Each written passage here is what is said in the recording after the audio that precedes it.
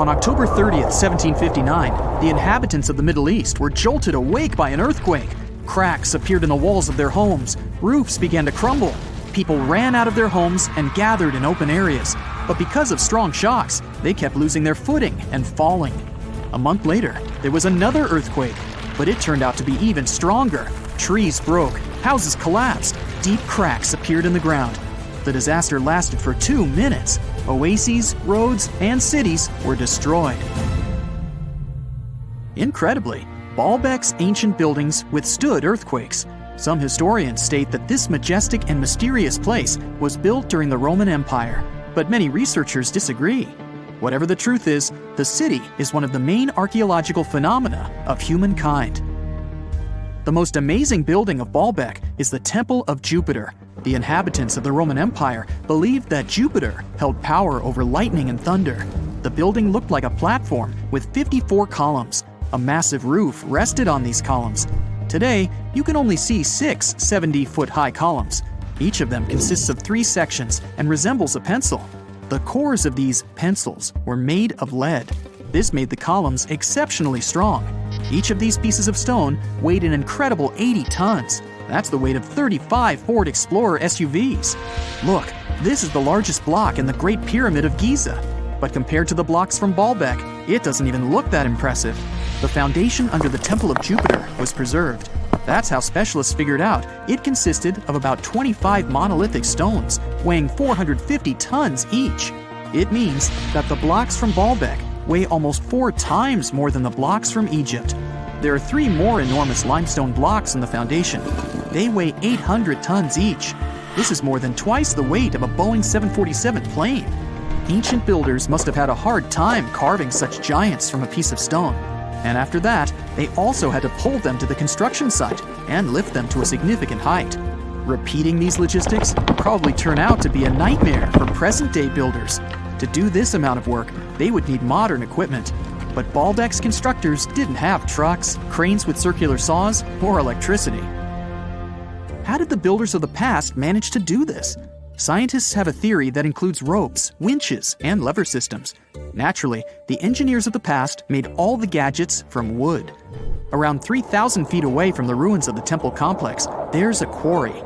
Archaeologists suppose that's where the stones for the construction were cut. They found a block of limestone there. It seemed to be too large, even for this incredible place. The monolith got called the Stone of the South. It was 65 feet long and 13 feet wide. The ancient builders didn't have time to completely separate it from its mother rock. A group of scientists from Austria estimated that this piece of limestone weighed more than 1,000 tons. That's like 3 Boeing aircraft or 160 African elephants.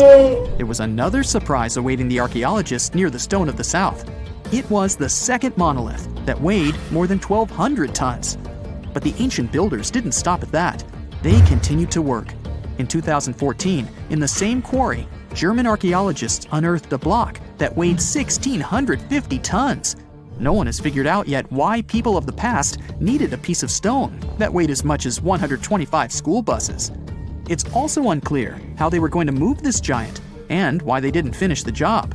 In any case, this third monolith is the largest processed piece of stone in human history.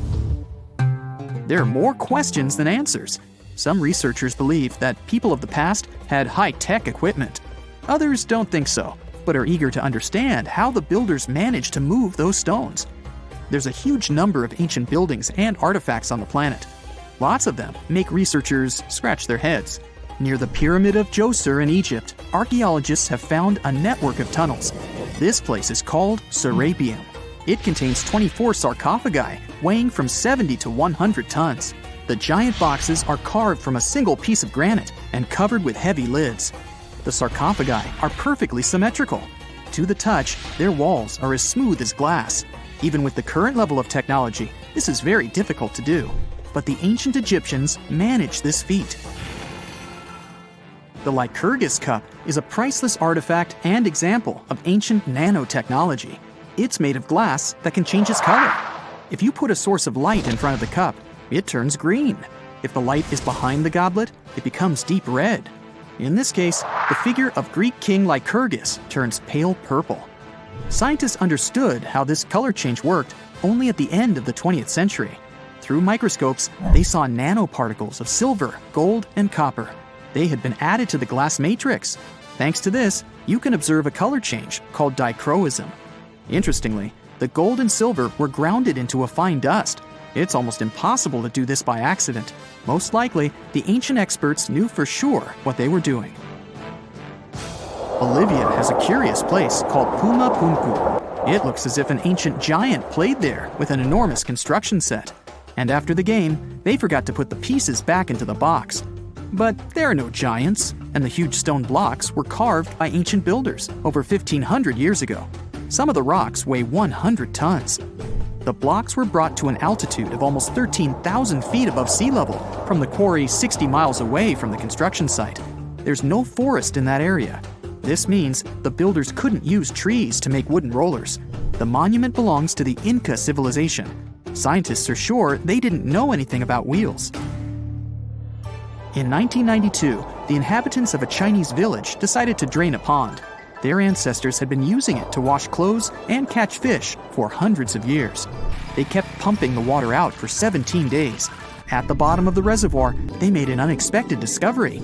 The villagers saw an entrance to a cave going down to a depth of 100 feet. The incredible find was named the Longyou Caves. Unknown builders carved out 320,000 square feet of galleries.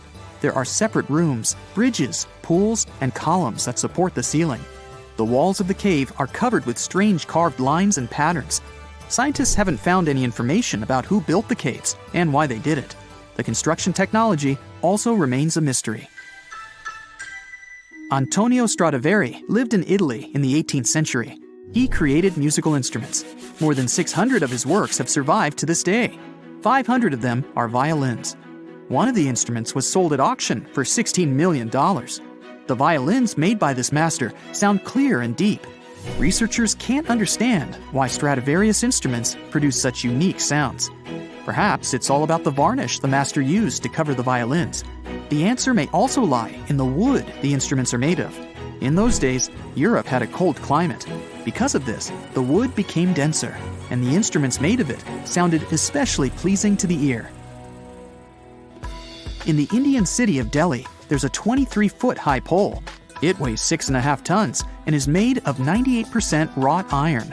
The 1,600-year-old pillar has no signs of rust or decay. Scientists believe that the monument is so well preserved thanks to the dry weather and the chemical composition of the metal. It might be resistant to corrosion. And still, researchers don't know how the blacksmiths managed to make an iron pillar that's not afraid of rust. It seems like a tough feat, even for modern metallurgists. The Al-Nasla rock is divided into two parts by a perfectly straight slit. Each boulder stands on a small pedestal. Some people believe this is the evidence of ancient laser technology. But geologists think the split happened due to the ground shifting or natural vibrations that occurred under the rock. This process led to the appearance of the crack. It had been deepening for thousands of years, and gradually, the natural monument took the form you can see today. When you think of an epic desert scene with blazing sun, endless dunes, and those magical little oases, you probably picture the legendary Sahara, right? But what if I tell you that 11,000 years ago, this vast expanse of hot sand looked totally different than it does today?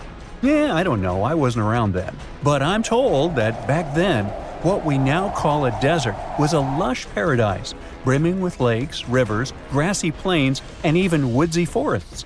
So, where did all this water go? There are many stories about the distant past of our planet when deserts were covered with jungles and forests, and then something happened, like changing climates or colossal earthquakes, and it all turned green lands into dunes. But how about a theory that Sahara became a desert because of humans and goats? The Sahara has seen its fair share of wet and dry drama throughout the ages, mostly thanks to little shifts in Earth's orbital tilt, causing variations in how much solar radiation hits the atmosphere. There were even times called the African humid periods, when the rain would pour in and transform the dry landscape into a bright green haven. But between 8,000 and 4,500 years ago, something really funky happened to this region. Certain areas went from humid to dry way too fast to explain it by just orbital changes. In the blink of an eye, the lush Sahara turned into the Sahara we know today. Now, if you ask scientists why it happened, they will tell you, "Oh, it's just poor parameterization of the data." Bet you didn't get it, did you? What? Well, right, let me translate it from scientific to common human. It means they really don't know the answer themselves, and they got a bunch of missing puzzle pieces. But as scientists sifted through ancient dirt and pollen samples, they spotted a quirky trend. Wherever there were pastoralists, also known as humans with their domesticated animals, the plant life seemed to shift. It was as if every time humans and their furry friends meandered through the greenery, they turned it into scrub and desert right behind them. Oops. Yep, chances are that by overgrazing, humans were sapping moisture out of the atmosphere, since plants give off moisture, which helps make clouds and making things even sunnier, leading to a quicker end of the humid vibes. Plus, our ancestors may have been getting a little too cozy with fire for land management, further speeding up the desert takeover. Anyway, scientists are sure that this lush Sahara would have turned back into desert eventually, even if humans hadn't shown up, thanks to Earth's natural rhythms. So there's no need to pin this abrupt change solely on humans. It could simply be about nature getting feedback from vegetation and dust cycles. It's difficult to determine what caused these changes, as it's all interconnected. During the last humid period, the Sahara was filled with hunter-gatherers. As things got a little drier, they started herding animals for food. The weather pushed people to herd cattle. It's also possible that grazing sped up the landscape degradation. So, which came first, the chicken or the egg? Or in this case, the human or the cow? It's tough to tell with the evidence we have now. Now today, it's safe to say that water is no longer that big of a problem in the Sahara, even though it's a huge desert and the times of lush forests there are long gone. But technology's got us covered. For example, the Nubian Sandstone Aquifer System, the biggest underground water stash on the planet.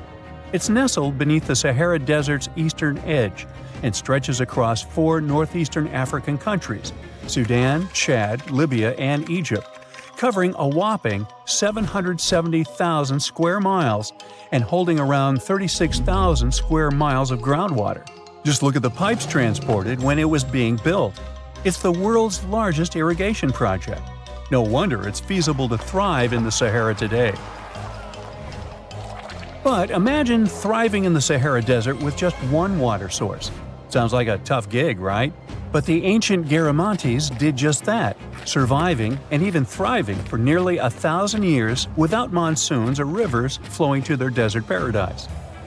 These clever folks were the trendsetters of urban life in the sands, and even the Romans couldn't help but notice their genius. While many thought they were just desert-dwelling savages, the Garamantes were busy building an empire in one of the toughest climates on Earth. But how did they do that? Well, they got crafty and dug a whole bunch of underground tunnels to tap into a massive sandstone aquifer. They were literally squeezing every drop of life from under the dunes. But recently, research showed that the Garamantes weren't just hardworking, they were pretty lucky too. The Garamantes had an underground aquifer that brought water up to a hill where they built over 500 fogaras, which are irrigation systems, some stretching as long as 2.5 miles. It was like sipping water through a straw, which let them irrigate their crops for nearly a century, especially since even a little rain would help recharge the system.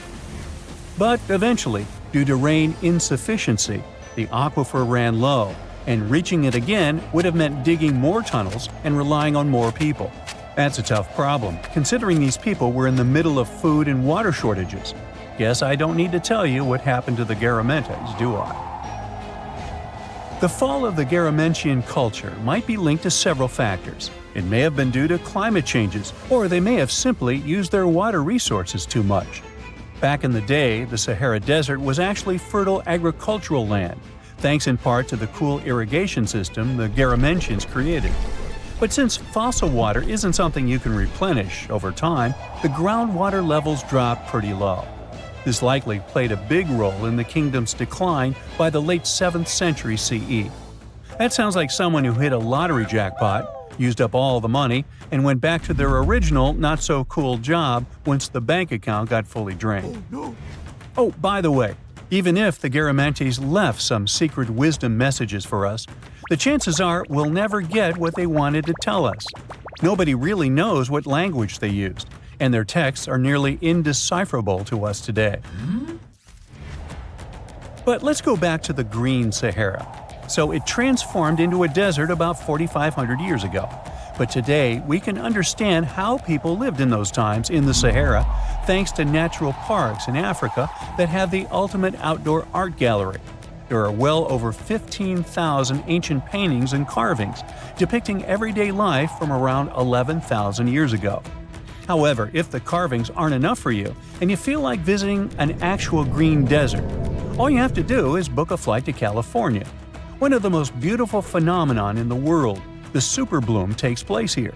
Look at all these colors – orange, green, pink. It's a miracle. Wildflowers bloom right in the middle of a hot desert after several years of rainfall in dry places. It's such a bright and colorful landscape that superblooms can be seen from space. This rare phenomenon can be observed in other arid places and deserts in western and southern Africa, Western Australia, and Chile. In all these places, the weather is very hot and dry in summer.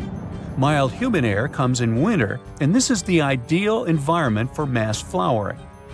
Flower seeds that lie in desert sands can wait for decades before starting to produce flowers.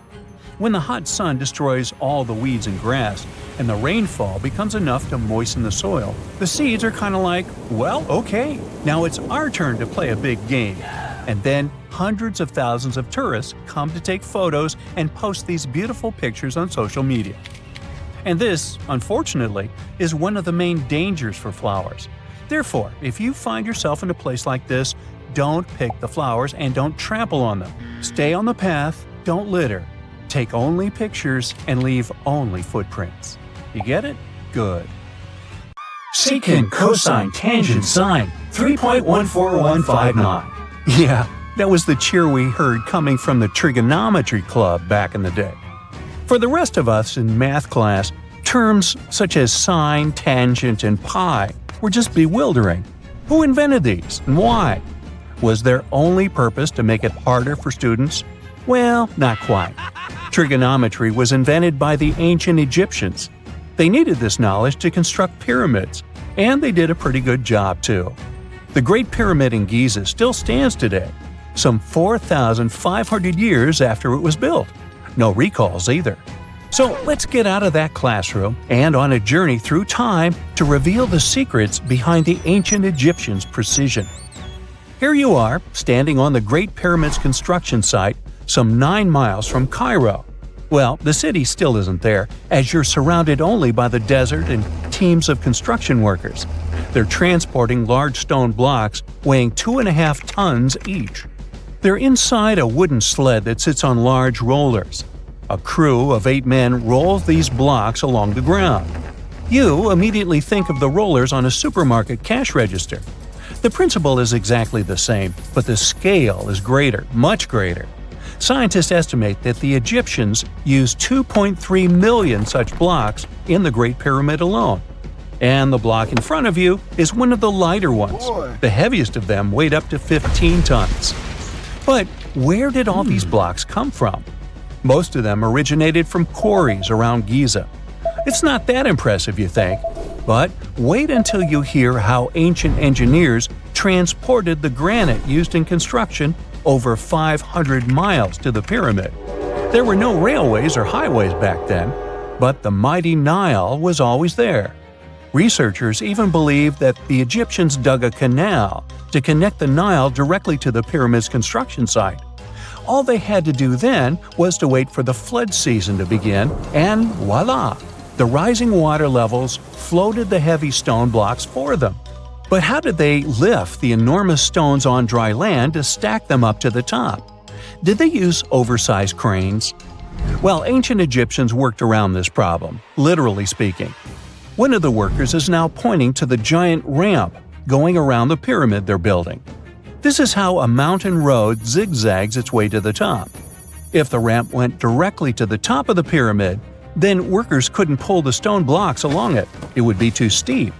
Scientists have calculated that 8% could be the maximum incline. So ancient Egyptians just extended the ramp around the pyramid. Again, these are all theories, as the ramp could have been inside the pyramid, as some researchers suggest. The exact building method is still a mystery, guarded by the Sphinx.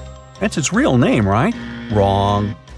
As the Great Sphinx is just the statue's alias. You know, the name writers take when they want to hide their true identity, or a singer's stage name. The Sphinx's real name, translated from Egyptian, means Horus in the horizon. That was the name for the Egyptian deity of the sky. The trail of mystery doesn't end there. As a man walks past you with a bucket of paint, he's going to add a touch of color to the Great Sphinx.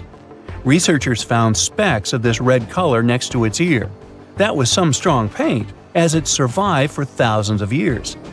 You are now standing straight in front of the Sphinx. You look up. It's very tall, right? 66 feet to be precise. Now resist the urge to take a selfie. You can do it. Now you notice something else. It looks like the Sphinx is in the center of a giant triangle in the back. That's one side of the Great Pyramid. And no, your eyes are not playing tricks on you. The Sphinx really does sit in the center of the pyramid's lateral face. Here's where math comes in handy. A pyramid has 4 sides, called lateral faces. There's also a 5th face, the base, but that's not visible. It's, wait for it, face down. The Sphinx has one last mystery to reveal: its age. Scientists agree that Pharaoh Khafre built the Sphinx. He ruled after his father, who had built a great pyramid nearby. So both structures were finished around the same time. Let's talk about numbers again. You've heard of Cleopatra, the Egyptian princess described as a woman of great beauty. Hello? She saw the pyramids, but she lived closer to the time of the first iPhone than the time of the people who built the pyramids. Fascinating, right? You can see thousands of people around you. They're working hard to build the pharaoh's tomb. But how many of them are there exactly? One Greek philosopher estimated there were as many as 100,000 workers. Seems like an okay number for such an enormous structure, but it can't be true. Science simply can't back up this number. Egyptologists put the total number of workers at 30,000. And yes, Indiana Jones was one of them, at least on the big screen, but he showed up late. Egyptologists know a lot about the pyramids, but not everything. Not because they don't want to, but because they haven't yet dug up enough evidence. They can only guess how the building process went. First, engineers would arrive to choose the right spot and do the necessary measurements. That's why they needed all that complicated math. Then, it's time for sourcing the material, the large stone blocks I mentioned earlier. When boats deliver them to the site of the future pyramid, workers can finally do their thing. They operated in smaller groups, but there were at least 2,000 of them chiseling and carving away at any given time. Sounds like a typical construction site today? Well, that's because it is, just thousands of years ago. It's amazing what ancient Egyptians were able to achieve with just copper and stone tools. The pyramid is now complete in front of you. But is it the same pyramid we see today? Why is this structure shining bright in the desert sun? Isn't it supposed to be a dusty yellow color? Well, no. Human activity and the elements have completely stripped the outer layer of stones over time. Expert craftspeople polished these blocks using nothing but stone and sand. The end result was a smooth and shiny rock. On the day it was completed, the Great Pyramid of Giza was a perfect triangle of light. Its polished sides acted like giant mirrors, reflecting the powerful Egyptian sun. This is the point where you should put your glasses on, and that shiny thing you see at the pyramid's very top is actually gold. The capstone at the top of the pyramid is called a pyramidion. It was covered in sheets of gold. As you can guess, these were the first stones to disappear. Let's make another stop before we get you back to your classroom. we travel to the British Isles, and no, Stonehenge isn't our destination. It is Newgrange in County Meath. Scientists estimate that the ancient peoples of Ireland built this stone monument around the year 3200 BCE. This makes it older than both Stonehenge and the Great Pyramid in Giza. The function of the circular mound in Newgrange is the same as the one of the Great Pyramid and equally mysterious. The estimated amount of loose stone present in the valley is over 220,000 tons. And it's not just randomly thrown on a pile. The order in which the stones are set makes the structure water-resistant. That would explain how Newgrange had survived for so long. Kinda makes you want to splash out the cash for that waterproof phone case, huh? Well, you're back in your school desk, but today's math lecture is the last thing on your mind. You're thinking about how great the Egyptian pyramids are, and if we have something similar today. It turns out modern engineers are just as impressed with the Great Pyramid as you are. There's a glass pyramid sitting in the main courtyard of the famous Louvre Museum in Paris. The panorama of San Francisco wouldn't be complete without the 48-story Trans-America Pyramid. But Las Vegas went the furthest. There we find the Luxor Hotel. It's so big that it's the third largest pyramid on the planet. And guess what's in front of it? Yup, a replica of the Sphinx. It's 110 feet tall, 2 stories higher than the one in Giza. Yeah, everything's bigger in Vegas. Now, we wouldn't call this island mystical unless there were tales of giants living here. The island of Gozo in Malta is the backdrop of an ancient legend. Malta is an island country located in the Mediterranean Sea, just south of Europe. It's a very strategically located archipelago. Throughout history, it was ruled by many different societies, such as the Phoenicians, Greeks, Romans, and Carthaginians. One cold night, thousands of years ago, a farmer noticed the sky turn orange, then red, when he heard a loud thump. Although the ground seemed to be moving, this wasn't an earthquake.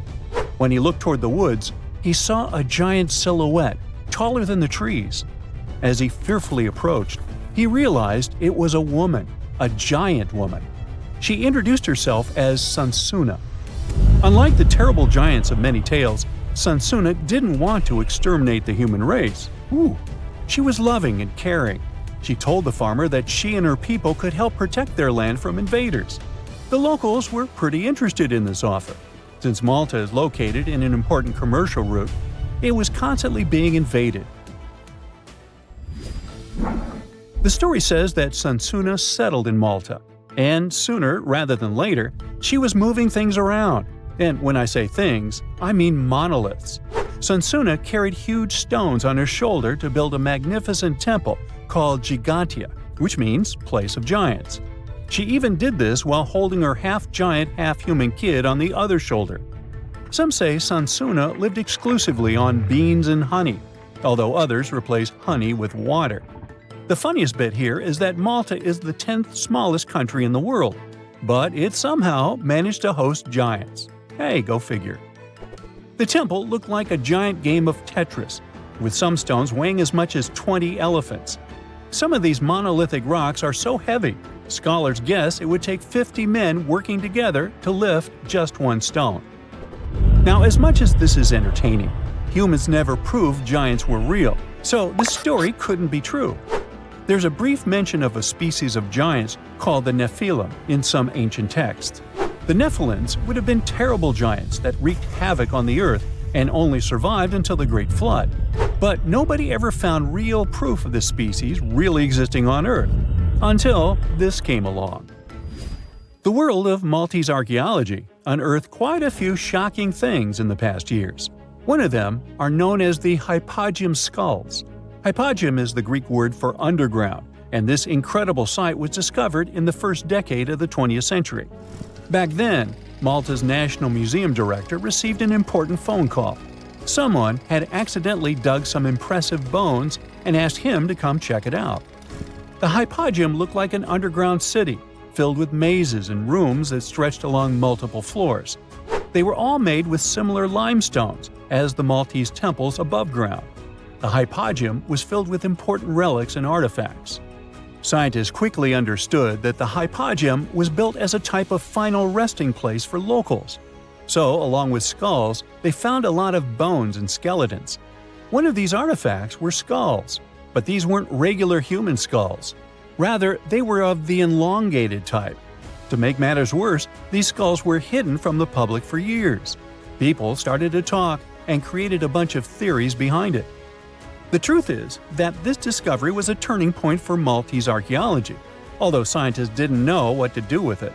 Some wondered if these skulls were natural or manipulated, since they knew some cultures in the world used head binds to alter their skulls. Other scientists threw in the hypothesis of little gray people or even the legendary giants.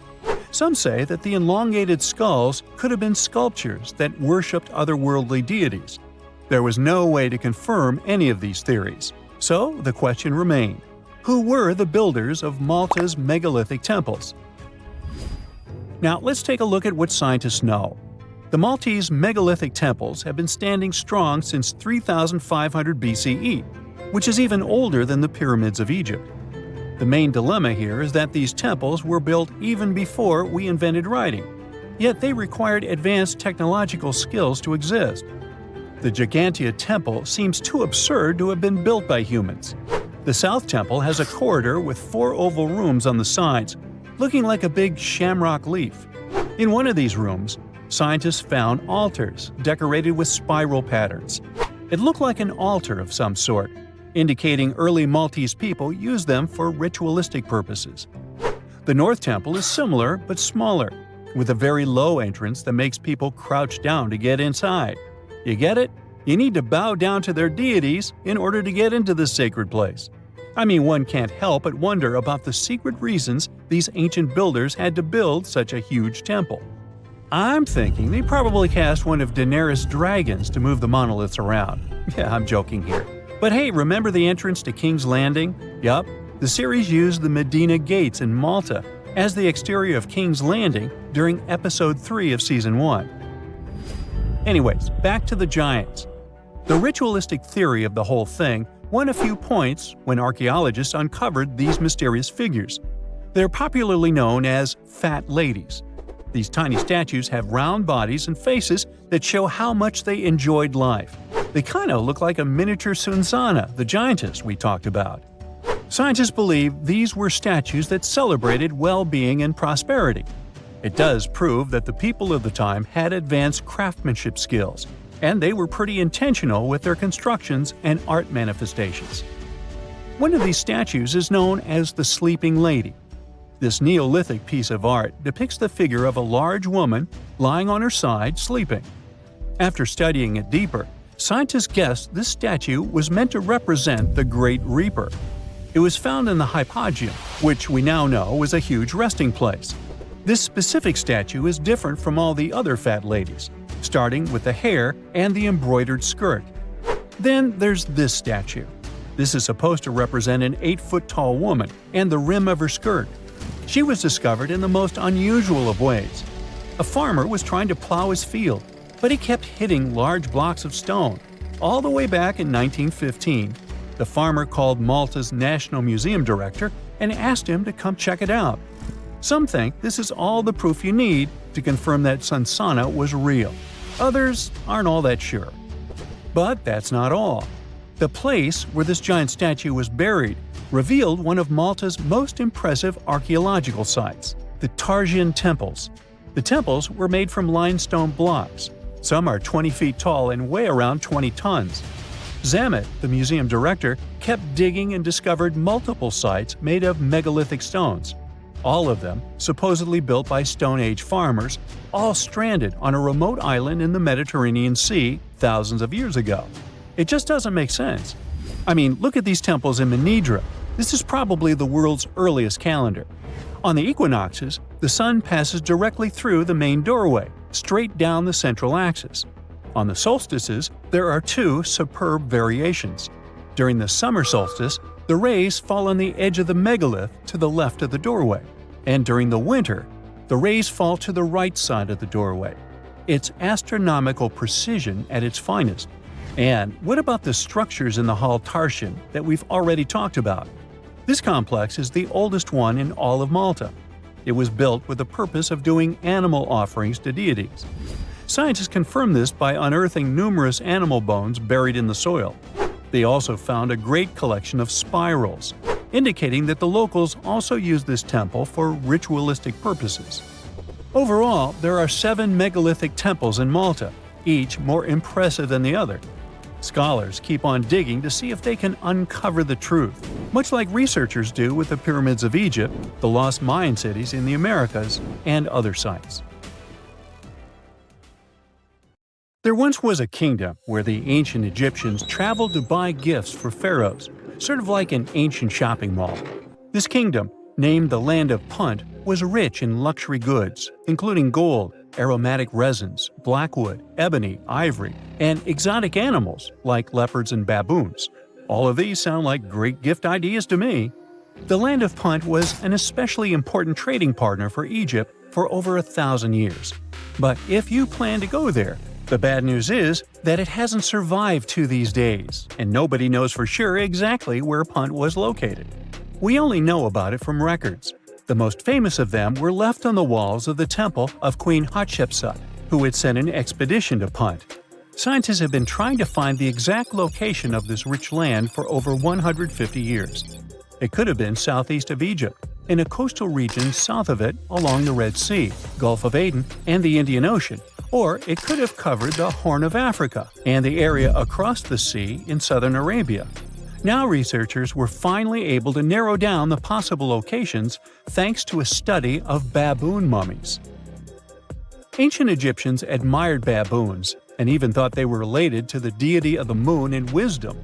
One species, the sacred baboon, was often shown in wall paintings, sitting with its tail curled to the right, and was mummified in this position. Another type, the olive baboon, was wrapped up in one giant cocoon. Both types were found in the tombs of the Valley of the Kings. But if you remember geography lessons, baboons just don't wander around Egypt. So they must have been brought there through trade with other regions.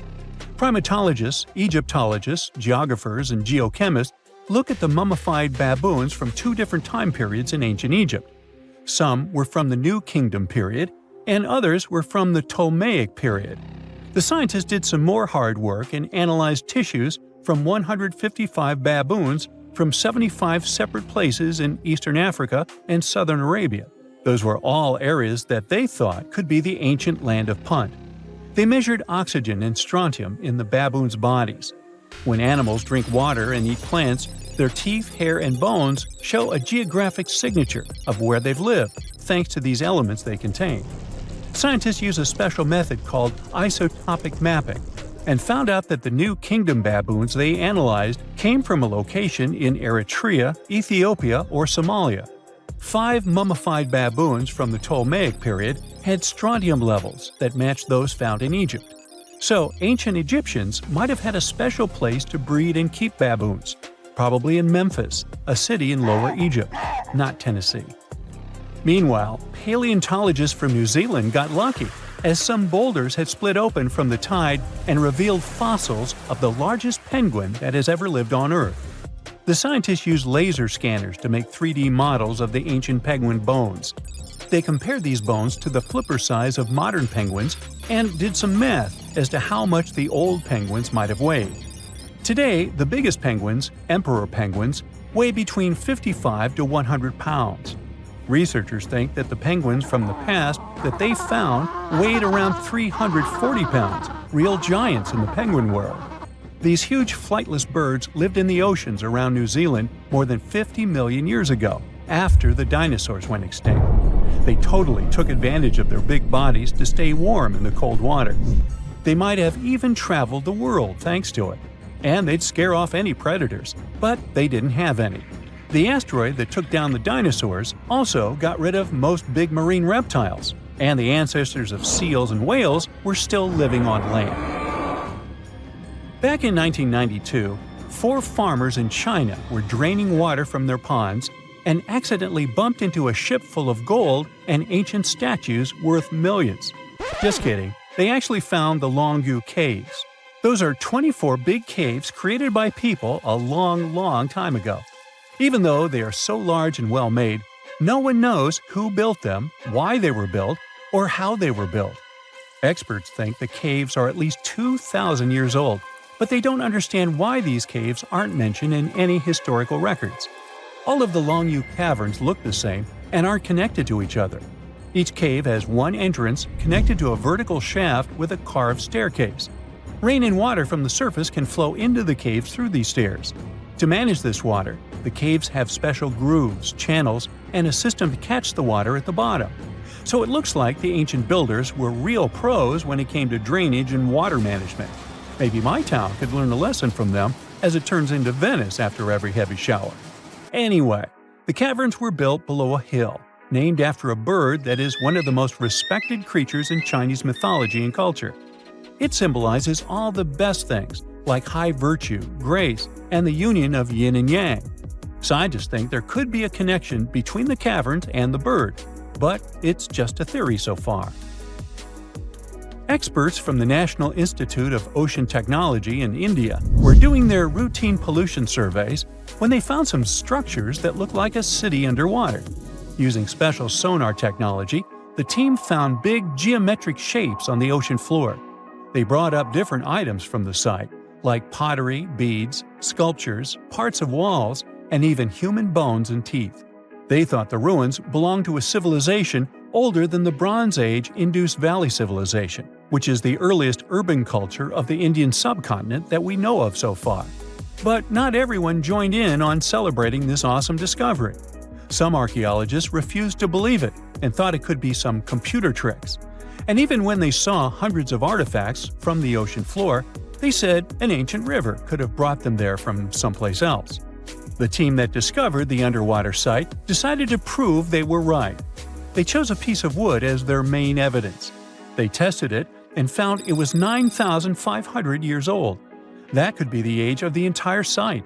Skeptics still insist that we can't rewrite all human history because of one piece of wood. Even 23 years since the discovery, no one is sure about the final answer. This is partly because it's hard to explore the site. It's in extremely dangerous waters with strong currents and riptides. During the cool Antarctica's summer, from late November through January, geologists from the University of Wisconsin-Milwaukee climbed the frozen slopes of the McIntyre Promontory in the Transantarctic Mountains. High above the ice fields, they looked through the mountain's gray rocks for fossils from when the continent had green forests. By the end of their trip, the geologists found fossil pieces from 13 trees.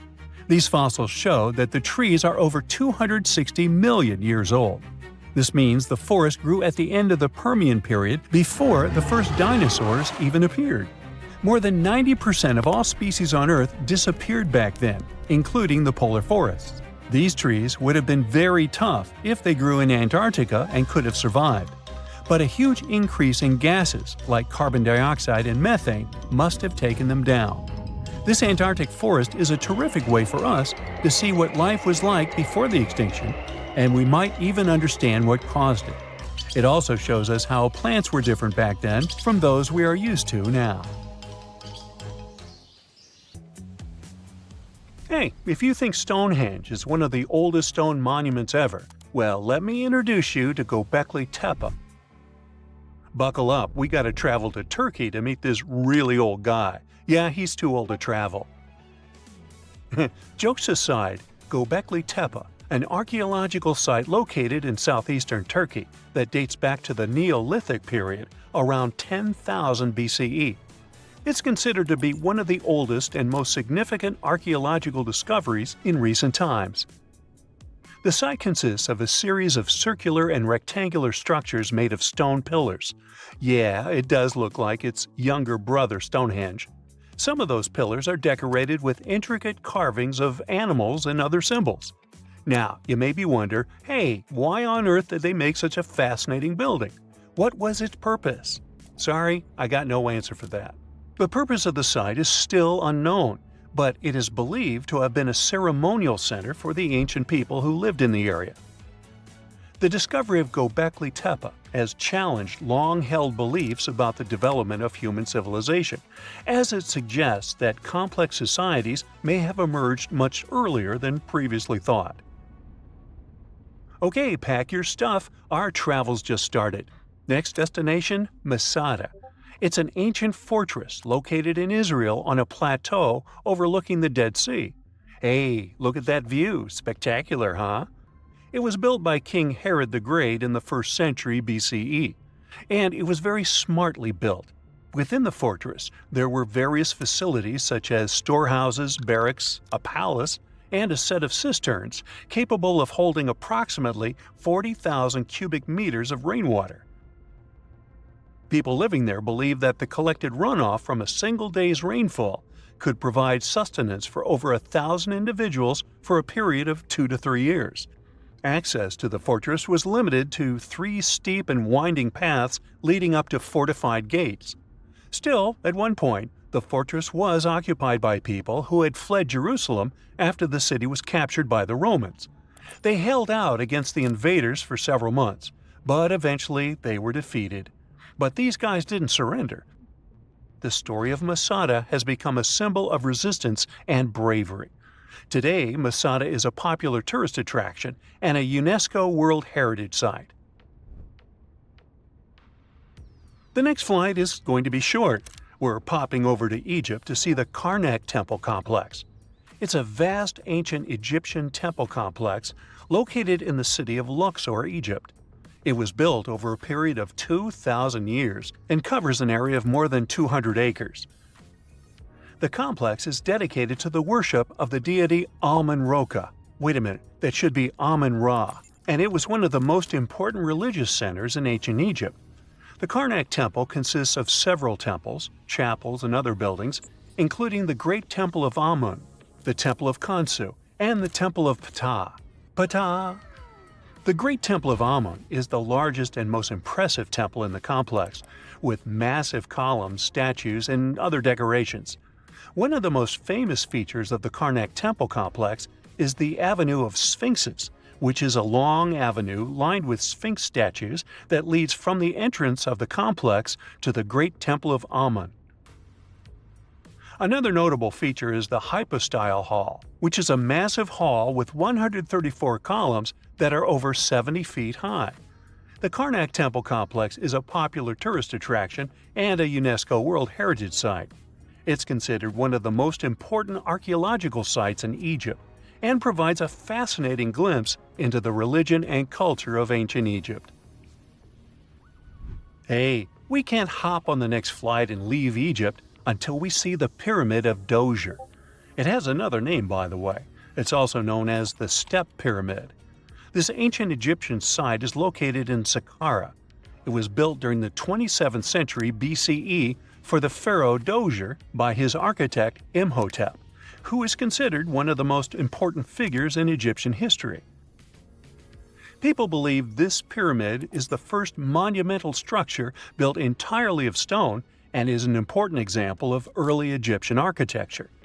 The pyramid originally stood at 203 feet tall and was surrounded by a complex of buildings and courtyards. It was constructed in 6 layers, each smaller than the one below it, giving it the distinctive step-like appearance.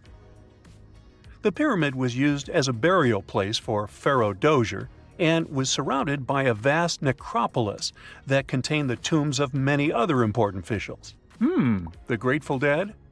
The Pyramid of Djoser has several renovations and additions over the centuries, including the addition of a limestone casing that covered the original step structure.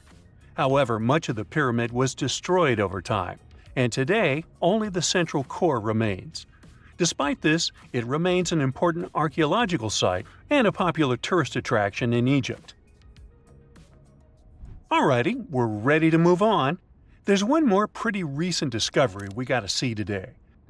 The Tower of Jericho was only discovered during excavations in the 1950s and 60s. It's an ancient stone tower located in the city of Jericho in the West Bank. Just like Göbekli Tepe, this one is believed to be one of the oldest stone structures in the world, dating back to approximately 8000 BCE. The tower stands at over 28 feet tall. It's made up of 2 main sections, an inner tower and an outer tower, which are connected by a series of stairs. The purpose of the Tower of Jericho is not entirely clear, but it is believed to have served as a defensive structure or a watchtower. It may have also had religious significance, as it was located near a sacred spring. The Tower of Jericho is a significant archaeological site and has provided valuable insights into the early history of human civilization. It's open to visitors and is a popular destination for tourists interested in ancient history. Now, this ancient site even got attention from Netflix, and they made a movie where the action takes place in Mohenjo-daro. This site was a major center of the Indus Valley civilization in present-day Pakistan. Mohenjo-daro was one of the largest cities of the ancient world, with a population estimated to have been around 40,000 in its peak. Trust me, that must have been a crazy megalopolis back then. The city was notable for its advanced urban planning, with sophisticated drainage and sanitation systems, and its impressive architecture, including the Great Bath and the Granary. Mohenjo-daro was abandoned around 1900 BCE, and its ruins were only rediscovered in the 1920s. Today, it is a UNESCO World Heritage Site and an important archaeological site for the study of ancient South Asian civilization. We're heading to a teeny-tiny country that has quite an impressive history. Welcome to Malta. The Ggantija Temples are a Neolithic site located on the Mediterranean island of Gozo. They're probably one of the oldest freestanding structures in the world, dating back to around 3600 to 3200 BCE. The temples consist of two megalithic structures, each with multiple rooms and altars. The name Ggantija means giant tower in Maltese, as people believe that only giants could have built such massive structures. The temples are believed to have been used for religious purposes and are considered to be an important example of prehistoric architecture. They were added to the UNESCO World Heritage List in 1980. Well, you must be pretty tired, but there's one more place we gotta visit today. Our plane is already landing in Armenia, and we're here to see the Temple of Garni. Look, this one is well preserved. This temple dates back to the 1st century CE. It was built by King Tartessos I as a dedication to the sun deity Mir. Sadly, the temple was destroyed in the 17th century during an earthquake, which is quite a common thing for this area, but it was later reconstructed in the 20th century. Today, it's a popular tourist attraction and is also listed as a UNESCO World Heritage Site. It's nighttime, and you're about to walk inside Pharaoh Tutankhamun's final resting place. You know, King Tut. You don't have a torch, but at least you came with a flashlight. You walk down several flights of stairs and observe how the walls are carved in hieroglyphics and what looks like a spell. Those who take anything from this place will be doomed for life, the spell says. Even if you don't really believe it, this scares you a little bit. You find a huge stone door. Is it a trap? You manage to open it, but oh no, it's only an empty chamber. You check your map. It seems like you're heading in the right direction. After what feels like hours, you realize you must be trapped inside a labyrinth. You try to retrace your steps, but you can't find the door where you came in from anymore. That's it, you think to yourself. You've fallen for the Pharaoh's trap. What's worse, you didn't bring a lunch. Okay, so we've all seen Hollywood movies where the main character is exploring ancient ruins and faces some seriously dangerous traps, right? We've been told Egyptian royalty protected their final resting places with venomous scorpions and snakes, sliding doors that will trap you for life, and giant rolling boulders that will crush anyone on their paths. The thing is, were these traps truly real? Well, I regret to be the one to break it to you, but this is all fiction. These elaborate traps were too technologically advanced for ancient civilizations to pull off. That is not to say, however, that there weren't any traps at all. Ancient civilizations, like the Egyptians and the Mayans, are known for their practice of building entire monuments dedicated to the ones who had passed away. These structures would often reflect the position of person occupied in society. So, for the really important people, the VIPs of their times, massive monuments were built to host their bodies long after they were gone. Some of these civilizations believed that a person's life would continue on the other side of the veil. For that reason, A person would be buried together with the belongings of their current life. If they had a lot of money and power and stuff, that meant their resting places would be filled with riches and gold. Now imagine if you lived in ancient Egypt and you knew exactly where all the pharaohs' tombs were located and had heard rumors of the amount of wealth kept in these places. Maybe you would be tempted to go check it out, right? We're talking about large rooms filled from floor to ceiling with golden artifacts, jewels, and even money. I mean, it does sound tempting. And since there weren't any security guards protecting the entrance of these places, Egyptians needed to get creative as to how they would protect these riches. These old civilizations found some traps to be useful. A recurring one was building empty rooms inside the monument to confuse a burglar. Now, let's take a look at Amenhotep III's final resting place as an example. It was built in the city of Luxor, in a spot also known as the Western Valley of the Kings. Two French engineers originally discovered the monument between 1905 and 1914 CE. The structure is huge and has more than 10 chambers, connected by long corridors and steep stairways. The King's Chamber is the most hidden one, and for an outsider to try and find it, they will probably enter a lot of empty rooms beforehand. Other pharaohs tried to protect their riches by commissioning monuments with false doors concealing pits that were up to 20 feet deep. This way, an unwarned and unwanted visitor would be surprised by the deep hole on their way to the king's resting chamber. Alongside false doors, pharaohs made sure to build labyrinth-style corridors and false walls. This way, robbers could take hours or days before they found the king's real chamber. As to pits with poisonous snakes on them, if there were any reptiles inside these monuments, they probably got inside on their own, and would most likely not stay there for long. There is no way snakes would survive years and years without food inside these pits. So yes, another Hollywood-induced belief right there. If these traps seem boring to you, archaeologists did find an interesting deterrent in the final resting place of the Red Queen of Palenque in Mexico. Palenque was one of the most powerful Mayan cities in pre-Columbian Mexico, and the Red Queen was believed to be the grandmother of the last Mayan king, undoubtedly a person of immense importance to the empire. In her honor, a huge monument was built to keep her body after her passing. The discovery of the tomb itself was already thrilling. Archaeologists found an ancient monument when digging at the site back in 1994. The first thing they found was a room with a hidden door. Once they opened the door, they discovered a long corridor. Finally, at the end of this corridor was the Queen's chamber. The team of archaeologists was beyond excited to unearth this chamber with the mummy of the Queen herself still inside it. They found her to be accompanied by her pearls, jade shells, and expensive rocks. But as the team explored the remains, they saw something rather strange. The room was filled with a red-colored powder. Researchers knew that the color red was important to the Mayan people, and that much of their clothing and buildings were decorated with this color. But they didn't understand why the queen was buried with this unknown red substance. After they took a sample back with them for further analysis, they discovered that the red powder was cinnabar, a very dangerous mineral. This powder, when inhaled, can cause, shall we say, severe health damage to a person.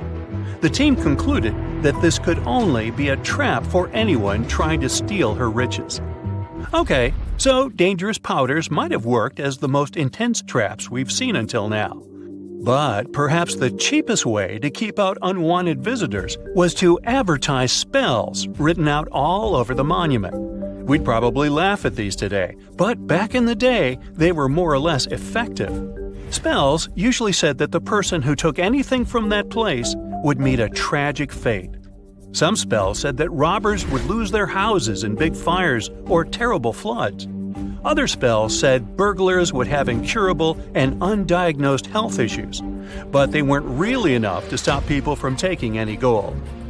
There are some stories surrounding how these spells might have been real. One of them is from the famous British Egyptologist Howard Carter, the one responsible for unearthing Pharaoh Tutankhamun's resting place in the 1920s. After months of unsuccessful digging, Carter discovered the tomb's existence by chance. He found the entrance to a stairway right beneath the soil where he had been searching all those months. With the help of a team, he cleared the piles of sand blocking the stairs and discovered a doorway. The door had several royal symbols carved into it, and Carter knew this could only mean a very important person had been buried there. And he was right. With a chisel, he made a hole in the top left-hand corner of the doorway and lit his vision with the help of a candle. He couldn't believe what he was seeing, the reflection of several golden and jeweled items crowding the chamber before him. Lost for 3,000 years, Carter had just discovered the final resting place of King Tut. But the story didn't finish here. This discovery was accompanied by a series of unfortunate events that led people to believe it had something to do with the Pharaoh spell. Carter himself mysteriously passed away just a few years later, and some of his assistants lost their houses in floods, just like one of the spells threatened. Some say it's just coincidental, as there's no real proof of these things being connected. Well, what do you think? Was this an effective trap after all? Tartessos, a mysterious, highly developed society that once flourished and then, without any warning, suddenly disappeared. Moreover, before they were completely gone, they performed some strange rituals, as if they were trying to save themselves from something. But what happened to these people? Let's try to find out. Let's go to the southwest of Spain, to about 2,500 years ago. Once, there was a beautiful city here, a trade center of Tartessos. Imagine the temple in the middle of a deserted town. A breathtaking, monumental two-story building. There's a thick smell of frying meat in the air, and the smoke from its frying rises high into the sky, covering the patterns of the sanctuary. The sun has already set, and it's time to prepare for the ritual. We enter the ancient monumental hall. Inside, hundreds of people gather around a long wooden table lined with delicate ceramics and bronze bowls. They feast and drink. These people have much more fun than the animals outside the building. These animals are being prepared for the ritual. Horses, cows, pigs, donkeys, even dogs.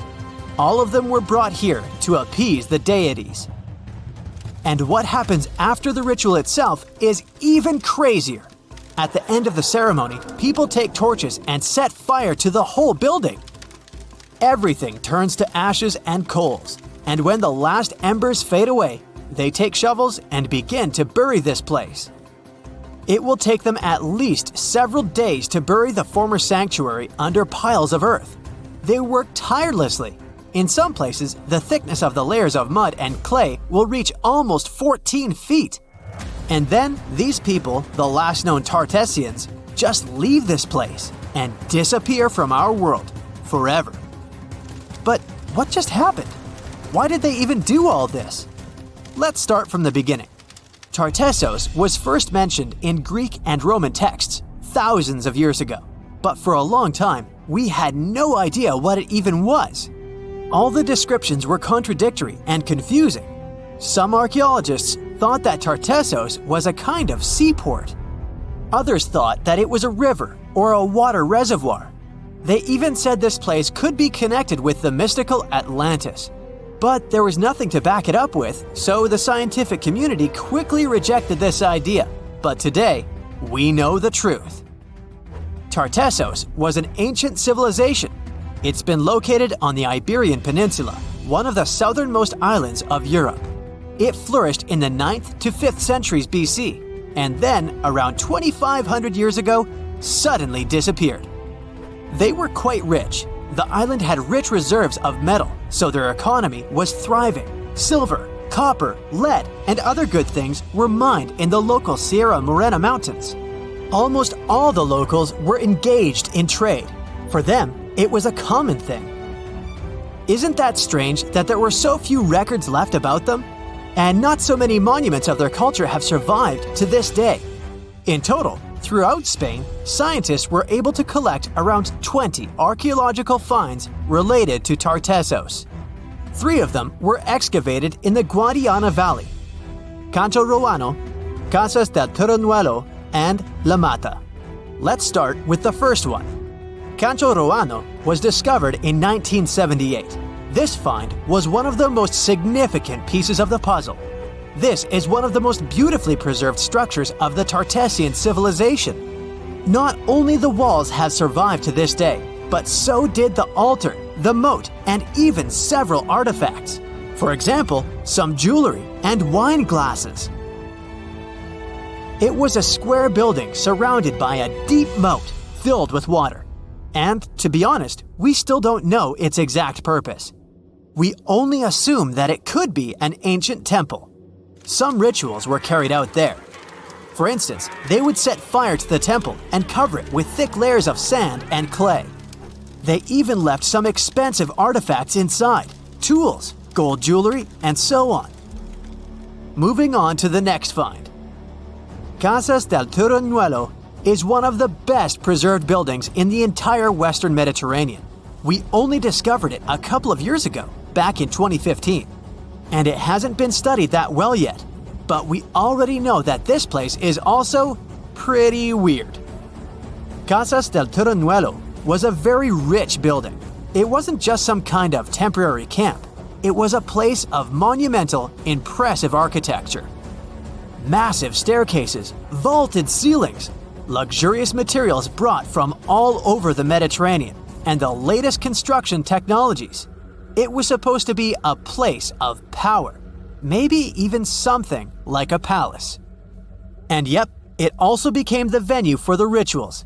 It's unclear whether the locals intended to destroy this beautiful place from the very beginning, but this is where they performed the greatest ritual in the area. This ritual involved more than 50 animals, including the most valuable ones, horses. It was their only means of transportation. The fact that these people gave away their horses may indicate that they planned to stay here for some time. Perhaps they hoped to appease the deities and settle on local lands. The ritual was carried out exactly as they intended. And just like Canto Roano, this place was also set on fire. When the ritual ended, the locals buried this place and left, disappearing into the countryside of the Iberian Peninsula. Now it's an abandoned and quiet place. Just like Canto Roano, it's been standing here untouched for more than 2,000 years. The last find is La Mata, which was discovered much earlier than the other two, back in 1930. The resemblance between all of them was striking. La Mata had the same fate. It was burned and forgotten for centuries. All of this is very strange and mysterious. It seems like the locals were fleeing from something.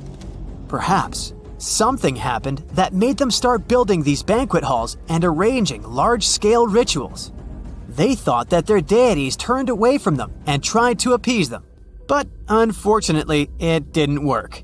As a result, they were forced to leave their temples and soon disappeared altogether forever. And by the way, why did they disappear at all? Well, this is another mystery of this civilization. One of the most important questions is, did they know that they were going to disappear? Or was it something unexpected? Did they suffer some kind of sudden catastrophe from which they were trying to escape? Or something else? Scientists have several theories on this. The first theory says that there may have been several major earthquakes and subsequent tsunamis in this region. These natural disasters destroyed local settlements and severely demoralized the survivors. Perhaps they were looking for salvation from this. Another theory is that there were some problems with trading. Since they were rich in metal and lived off their economy, any problems in it could lead to big troubles. If they had some kind of mining crisis, then relations between different nations could worsen greatly, and things could get pretty nasty. The truth probably lies somewhere in the middle. The most current theory says that around the 6th century BC, a large-scale tsunami hit the port. This greatly damaged the economy, which worsened the relationship between Tartessos and its neighbors. In any case, this seems to be speculation. This place is like a dream come true for archaeologists. It stores a huge amount of information and secrets that we have yet to unravel.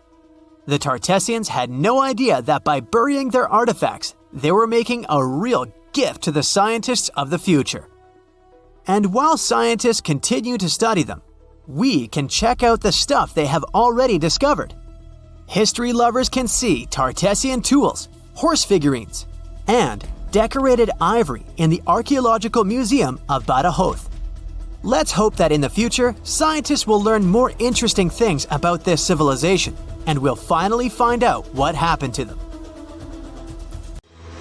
Okay, what if I tell you that the extraterrestrials we all imagine as little green men may actually look like very normal Earthlings and chill in Europe? This is the Iberian Peninsula, and people living there are under suspicion. Ooh. Here's the reason. Somehow, parts of the most important artifacts that the Iberian civilization called Treasure of Valena are made of metal that simply can't be found on Earth, because it's metal from a meteorite. Now let's tackle this step by step. This is the artifact itself, and it's composed of 59 different objects.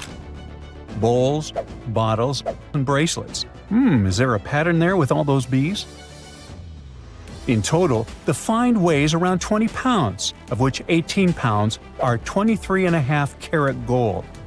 Now, if you're not a metal specialist, I'll clarify it for you right away. For comparison, 23 karat gold is 95.8% pure gold, so 23.5 karat is even purer. The remaining percentage goes to other metals to help add strength and durability to the precious alloy. There was also silver, iron, and amber in that set. The artifact could have been pretty straightforward, but for these two, let's call them imposters. Look at this wrought iron bracelet and this hollow hemisphere. Can you see that? Those rusty lines on the hemisphere and the overall weird color of the bracelet do stand out, since everything else is made of purest gold. This all started back in 1963, when a researcher noticed a dark leaden metal among the shiny bowls and bottles. The metal was shiny in some areas and covered with a ferrous-looking oxide that was mostly cracked. Now, just so you understand, gold does not usually act this way. Gold is one of the least reactive of all metals, so it won't even tarnish, let alone rust. To figure out where this suspicious iron came from, researchers turned to mass spectrometry, which checks out the mass-to-charge ratio of molecules. Their findings showed that the nickel in the iron is similar to that found in meteoritic iron. Simply put, the bracelet and the hemisphere are of extraterrestrial origin. Ooh. Now, the exact age of the trove is hard to determine, yet it's crucial. We need to know the exact age to see if it coincides with the start of the Iron Age in the Iberian Peninsula. If it does, then no further questions here. But if it doesn't, well, it's, at the very least, weird, if not suspicious. So there's this three-age system. It comprises the Stone Age, then the Bronze Age, and then the Iron Age. The Stone Age is of no importance here, so let's compare the Bronze and the Iron Ages. The Bronze Age began when it was realized that combining copper and tin produced a material that was more durable than either metal alone. This era was all about major upgrades in tools and weapons, but two standout inventions were writing systems and the wheel. Then came the Iron Age. This time was all about slowly bringing iron into everyday life. Iron was way easier to shape into cool designs than bronze. Now, this was a big deal because iron, especially transformed into steel, provided significant improvements in all aspects of life. Tools became lighter, cheaper, and stronger compared to their bronze equivalents. You get it? Good. So, researchers have long debated whether the treasure dates back to the post-Argaric era or the latter part of the Bronze Age. The most recent study claims that those artifacts were created in 1400 to 1200 BCE, and something really doesn't add up. First off, the Iron Age began around 500 years after these artifacts were crafted. Plus, ancient craftsmen couldn't know back then how to work with metals that landed on Earth approximately 1 million years ago. And while the dates are really hard to explain, there is a logical explanation for the craftsmanship. The theory here is that those metal workers simply had access to the fallen meteorite, and thus, they could study it well and discover its properties before using it for decorative purposes. They could have figured it out through trial and error, and once they knew exactly how to work with this extraterrestrial metal, they proceeded to adorn the artifacts with it. Plus, there were the Phoenicians, who contributed to their craftsmanship. Now, it's true that the Iberian people have been processing metal and making pottery long before the Phoenicians settled on the peninsula. But the arrival of new metalworking techniques and the introduction of the potter's wheel enabled them to produce better quality goods much faster than before. So, we figured out the extraterrestrial origins of the Iberian artifacts. But guess what?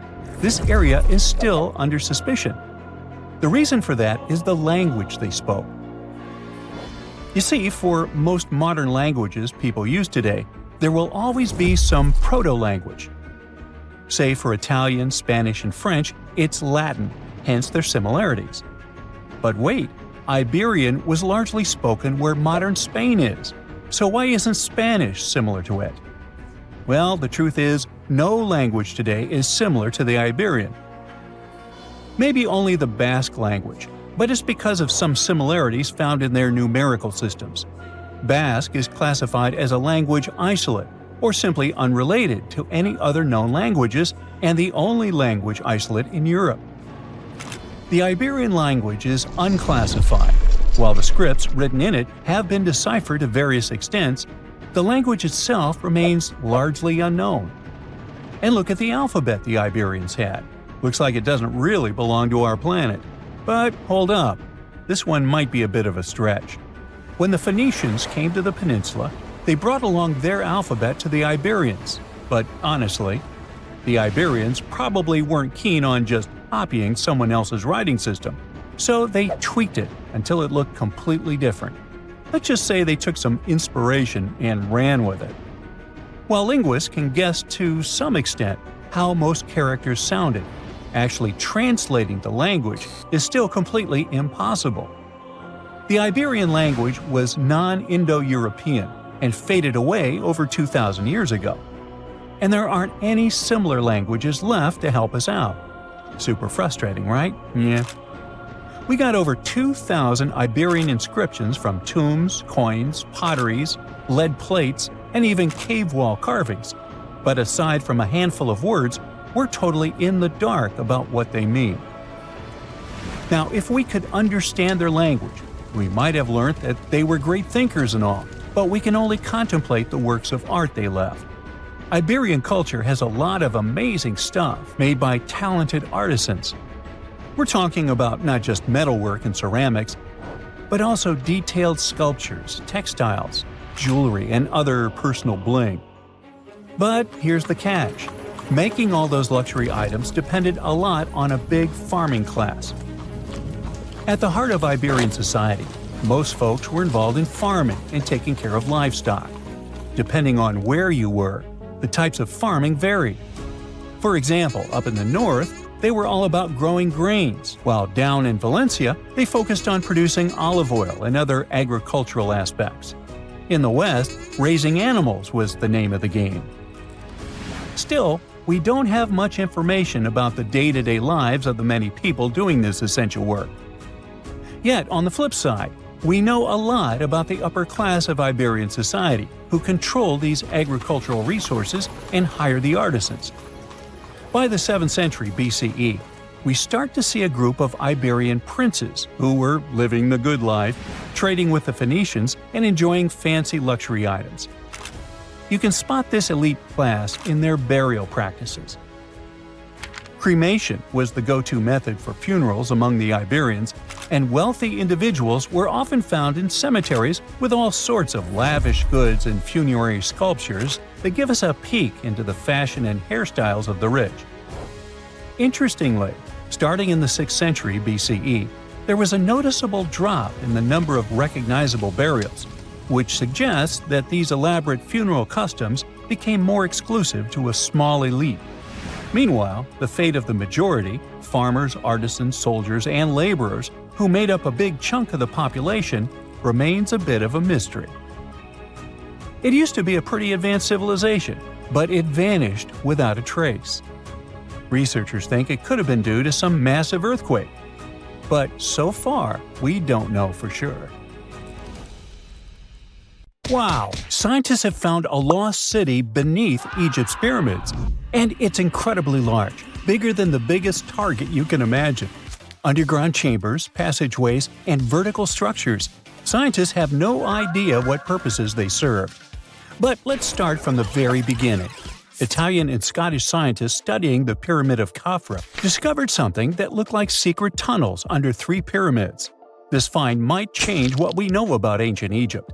The expedition, called the Khafra Project, was led by Corrado Malunga from Pisa, Italy, and Filippo Biondi from the University of Strathclyde, Scotland.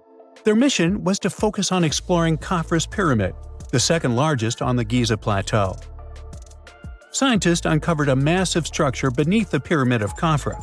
Could it be an ancient Egyptian underground city? The experts analyzed the data they had and came to the conclusion that 8 large vertical structures could be hiding beneath, possibly wells or shafts. They extend a staggering 6,500 feet across. Imagine placing 2.5 Burj Khalifas on the ground, one after another, and you get the sheer size of this find. These shafts also plunge nearly 2,000 feet underground. Some of the deepest underground stations in the world are located at a mere 380 feet underground or so. These cylindrical shafts are surrounded by spiral paths. Picture some old Gothic castle. They're connected to 2 giant, weirdly shaped chambers. Are those cubes? Or possibly bowls? Each of these chambers is likely more than 260 feet across. Now, even though we know about the structures now, no one has figured out their original purpose yet. Want to hear something even more shocking? Okay then. The team is almost sure that similar access points can be found under all 3 pyramids. In other words, all of them might be linked by a hidden system of underground tunnels, chambers, and passages. Even deeper, about 4,000 feet under the surface, there might be more unknown structures. And doesn't it add to the mystery? But the coolest news is that, according to some team members, these hidden structures near Giza pyramids could align with the legendary Halls of Amenti. In ancient Egyptian mythology, it's a place where people are believed to arrive when they're close to the end of their days.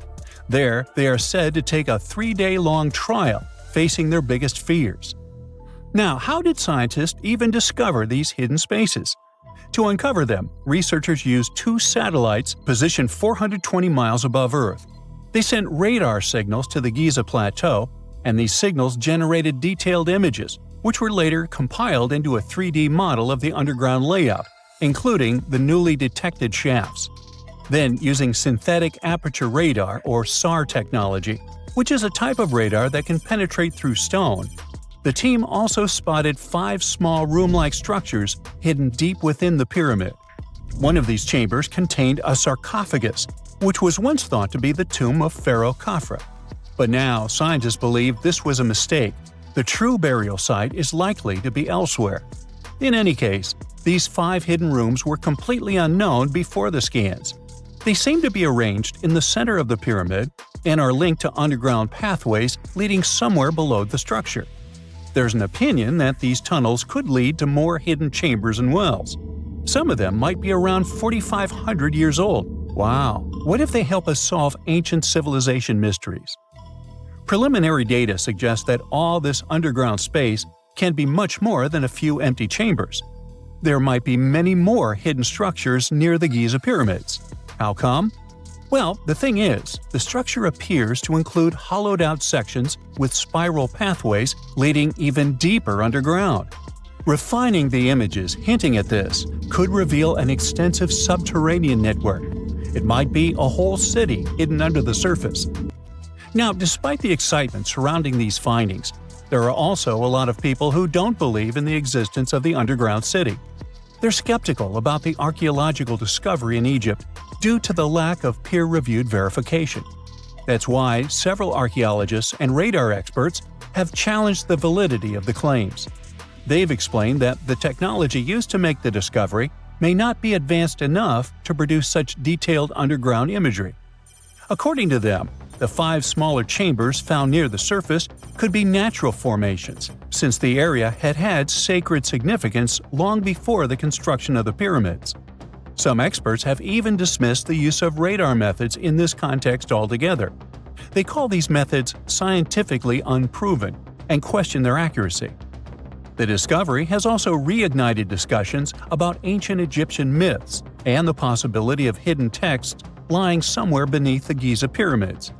The layout of the newly detected underground chambers shares similarities with mythological accounts of the Hall of Records, a rumored chamber that could preserve early Egyptian wisdom. If confirmed, these findings could significantly reshape the understanding of Egypt's sacred topography. Plus, this lost city beneath Egypt's pyramid could become physical evidence of previously unknown underground structures. That's why the Khafra project is super eager to begin excavating to confirm their findings. But getting approval from Egyptian authorities is a challenging process. The discoveries still need to undergo peer review before they are accepted by the academic community. By the way, this recent archaeological discovery in Egypt comes on the heels of another discovery involving a weird structure beneath the Royal Giza Cemetery, which researchers believe is unnatural in origin. Archaeologists used remote sensing techniques and uncovered a mysterious L-shaped structure underground in the Western Cemetery of Giza. This area is known to house burials of royal family members and high-ranking officials. Many of the tombs in the cemetery have above-ground mastabas, rectangular stone or mud brick structures with flat roofs. But there is an area in the center of the cemetery where there are no above-ground structures. To investigate this unexplored region, the team used electrical resistive tomography and ground-penetrating radar. ERT works by sending electrical currents into the ground and measuring the resistance to detect remains. As for GPR, it sends radar into the ground and maps the structures based on the radar's return. The team found an anomaly about 6.5 feet beneath the surface. It appeared to be an L-shaped structure measuring at least 33 feet in length. The readings suggested that the structure had been backfilled with sand after its construction. This made the team hypothesize that it could be a mix of sand and gravel, or possibly an air void. This anomaly was classified as a highly resistive structure, which meant it didn't occur naturally. Motoyuki Sato, the study's lead author and professor at Tohoku University in Japan, claims that the structure is not a natural formation due to its sharp shape. Another weird thing about ancient Egyptian pyramids is that historians have long believed that they were built primarily for royals and high-status individuals who had the wealth and power to create such massive structures. However, new research from the archaeological site of Tombos in modern-day Sudan challenges this assumption. The thing is, Tombos' pyramid may have served as burial sites for low-status workers as well as elites. The hard-working members of ancient communities may have found their last resting place in some of the most visible monuments, including the pyramids. Located along the Nile River in the ancient region of Nubia, Tombos became part of Egypt after its conquest of the area around 1400 BCE. That's when Egypt established the site to strengthen its colonial control. Workers at Tombos built pyramids, but those were much more modest than the famous pyramids of Giza. The research team reanalyzed 110 human skeletons from Tombos, originally studied in 2012. In particular, they examined the entheses, the areas where tendons and ligaments attach to bones. Such an analysis can give us insights into the amount of physical labor a person performed. When someone does hard labor, their bones often develop distinct crests and ridges at these attachment points due to the stress on the tendons and ligaments. And while some skeletons showed little change in their entheses, suggesting they belonged to individuals from the upper classes, others showed more serious changes. It means they belong to lower-class workers. This finding can totally challenge our earlier understanding of pyramid burials, especially the idea that only elites were buried in the pyramids, because the pyramids themselves were designed for the elite. This recent research may prove that lower-class workers may have found their final resting place in these monumental structures too. Unlike many other ancient Egyptian burial grounds, King Tutankhamun's tomb stayed hidden and free of unwanted thieves for 3,000 years. One reason was that the tomb was smaller than average and tucked away in a place called the Valley of the Kings. This area was already being extensively explored by the time they stumbled upon Tut's spot. The entrance was all covered in debris from building a nearby tomb, which must have also helped keep it a secret. There were also zero writings or signs on the outside of the tomb. Time passing also played a part in keeping it in amazing shape until the 1920s, when a man named Howard Carter finally made it in. But was Carter that big of a hero? Some recent findings say he might have been sneakier than initially thought. People used to think Carter wasn't just a glorified treasure hunter, he was a true archaeologist. Before Tut, he had been on a relentless quest for Egyptian artifacts. He discovered his interest in these unusual objects when he was a child, and soon started drawing the sculptures and inscriptions that were found in ancient tombs. After stumbling upon the remains of King Tut, Carter spent a decade recording and processing all sorts of objects, like golden thrones, chariots, and statues from Tut's tomb, shipping them down the Nile to Egypt's museum in Cairo. Well, at least that was the official story. More recent discoveries claim that not all of the objects made it to Egyptian officials. A secret letter seems to uncover Carter's little 10 for them, 1 for me policy. The letter in question was sent to Sir Alan Gardiner, a philologist and friend of Carter's, dated from 1922. In these writings, Carter mentioned having found the tomb and was asking his buddy for some advice. In another letter from 1934, Gardiner seems to be thanking Carter for an amulet, which was sent to him as a thank you gift. Carter was adamant that it didn't come from Tut's tomb, but evidently it did. Even the British director of the Egyptian Museum was onto Carter's sneaky endeavors, but couldn't prove it. He compared Gardiner's amulet to others from Tut's tomb, and lo and behold, they were a perfect match. Gardiner was so disappointed to have been put in such a sticky situation that he vented to Carter in another letter. Deciding to be a good friend, Gardiner didn't throw the famous archaeologist under the bus. Instead, he advised Carter to take those stolen goods back to Cairo, just like he'd advise you to like this video and subscribe to the Brightside channel for more amazing videos on the most unique topics in history. It's not the only shady piece of information on Carter's post-discovery behavior. In 1947, a man named Alfred Lucas, who used to work with a controversial archaeologist, gave some information in an obscure journal in Cairo. He claimed that Carter sneakily cracked open the burial chamber door himself. Then he sealed it back up like nothing had happened before the official uncovering. Now, why would he do that? Well, the same theory suggests that Carter and his crew might have entered the tomb early so they could get their hands on some ancient goodies.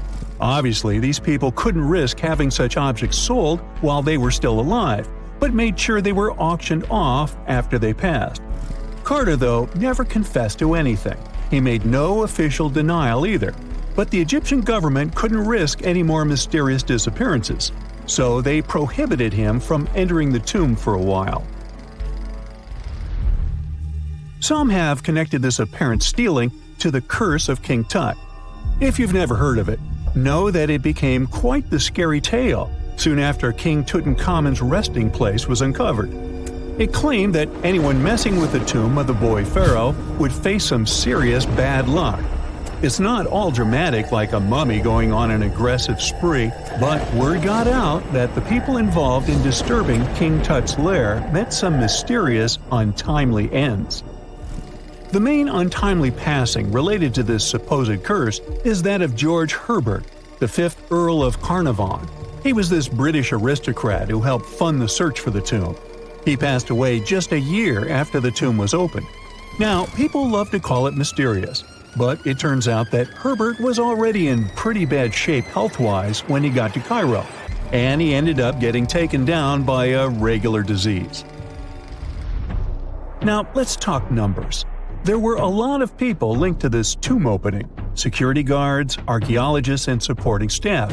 And sure, a few of them did pass not long after the tomb started receiving visitors.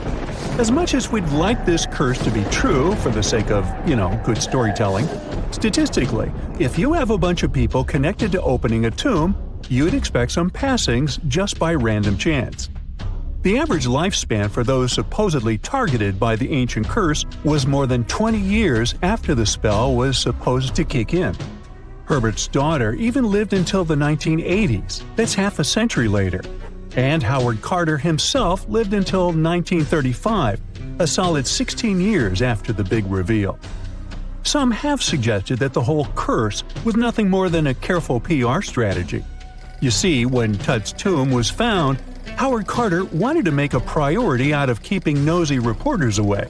So he might have come up with a curse hanging over anyone entering the boy king's resting place. But what was stolen from King Tut's tomb anyway? Well, some jewelry to begin with. It might have been snatched by Howard Carter himself, according to a French specialist. He did some intensive research by looking at old pictures taken from inside the tomb back in the 1920s. He compared those images to various objects from museums and auction houses. He soon started to piece together the whereabouts of some of Tut's jewelry. First up, there's this collar that used to be on Tut's chest. It was all broken into pieces, and some parts went via Carter to the Nelson Atkins Museum in Missouri. Meanwhile, other bits ended up on a necklace owned by some unnamed people who tried to sell it in 2015 but failed. Even the Nelson Atkins Museum agrees, as they've confirmed the information on their website. Then there's a headdress piece. Some beads from it that once belonged to Tut apparently got stolen by Carter too. They were also strung into a necklace and are now being held at the St. Louis Art Museum. Another fancy collar made out of glazed ceramic magic spent some time at the Met, far away in New York. Thankfully, it was sent back to Egypt a bit over a decade ago. This seems to have been, as you'd expect by now, also stolen by Carter. Missing artifacts aside, King Tut still gave a ton of amazing objects that helped us learn more about this incredible ancient culture. Starting with the famous burial mask. It's this massive 21-inch gold art piece with semi-precious stones and glass paste. It weighs 22 pounds and showcases the boy pharaoh with a long beard and a headdress with a cobra and vulture. On the back, there's this spell from an important ancient Egyptian spiritual book that's supposed to make sure it works just as well in the afterlife. Tut was also apparently a board game enthusiast. They found 4 board games in his tomb, some made of ivory. Archaeologists also found a pair of gold sandals, though you'd imagine they were more for show than for comfort. In fact, the pharaoh probably never wore them in his lifetime. Now, speaking of fashion items, it turns out Tut was quite the fancy ruler. They even found a mannequin in his tomb that was used to pick out, adjust, and store his outfits and jewelry. The boy king seemed to have also enjoyed some music, based on the 2 trumpets historians found in his tomb. Though they were played back in 1935 in a BBC broadcast, the instruments are today considered too fragile to be maneuvered.